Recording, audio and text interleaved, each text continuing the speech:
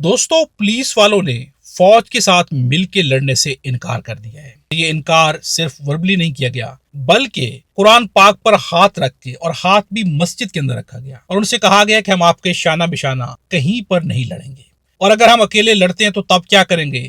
اب یہ بات چھوٹی نہیں بلکہ بہت بڑی بات ہے، اور سب سے امپورٹنٹ یہ کہ یہ کون بتا رہا ہے، اس کا سورس کون ہے۔ اس کا سورس ہے مولانا فضل الرحمان۔ مولانا فضل الرحمان نے کیا گفتگو کی ہے، آپ کو ان کی گفتگو سناتے ہیں۔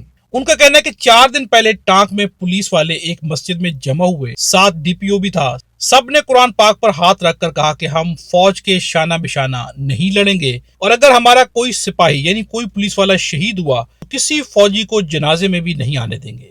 حالات یہاں تک پہنچ گئے ہیں۔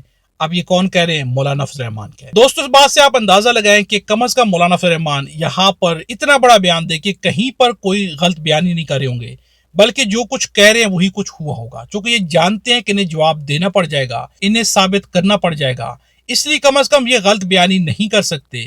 اور اگر اس بات کو سامنے رکھا جائے کہ پولیس والے جب یہ پیغام دے رہے ہیں تو پھر فوج کی کیا حیثیت رہ گئی ہے۔